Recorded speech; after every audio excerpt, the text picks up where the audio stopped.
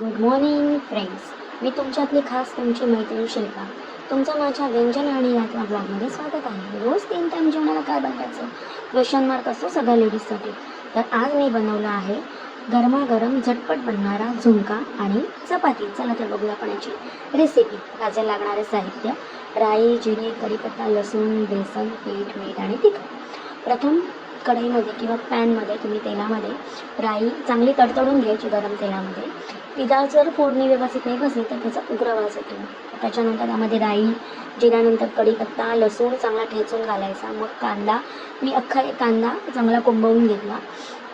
अगदी छान तांबूस रंगापर्यंत तो कोंबवून घ्यायचा. म्हणजे लसूण आणि कांदा आणि त्याच्यात थोडंसं मीठ टाकायचं चवीनुसार, थोडंसं, म्हणजे कांदा लवकर भाजून होतो.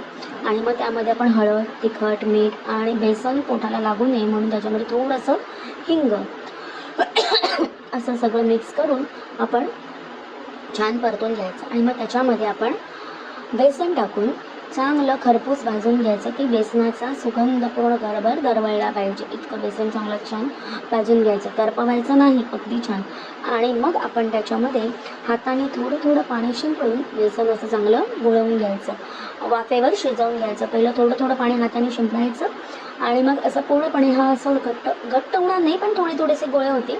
आणि मग ते चांगलं परतून घ्यायचं. मग थोडं थोडं जसं तुम्हाला लागेल तसं तुम्ही डिपेंड, तुमच्या आता किती बेसन आहे त्याच्यावरती. मी 1 वाटीचंच बेसन घेतलेलं छोट्या, सो तेवढं अर्धी वाटी पण नाही बेसन पाणी लागलं तर तेवढं पाणी घेऊन तुम्ही बेसनाचं चांगलं गोळून घ्यायचं. आणि ते वाफेवरती थोडंसं पाणी शिंपडायचं, वाफ द्यायची, थोडंसं पाणी शिंपडायचं, वाफ द्यायचं. असं वाफेवर चांगलं बेसन भाजून घेऊन आपला रेडी भाजून घेतलं की असं आपला. आणि वरून कोथिंबीर आणि लिंबू थोडंसं असं शिंपडून घ्यायचं. मस्त असं गरमागरम झुणका तयार आहे. तुम्ही एकदा सगळ्या फ्रेंड्स एकदा करून बघा आणि मला कमेंट्समध्ये नक्की सांगा की कसा होतो झटपट बनणारा झुणका.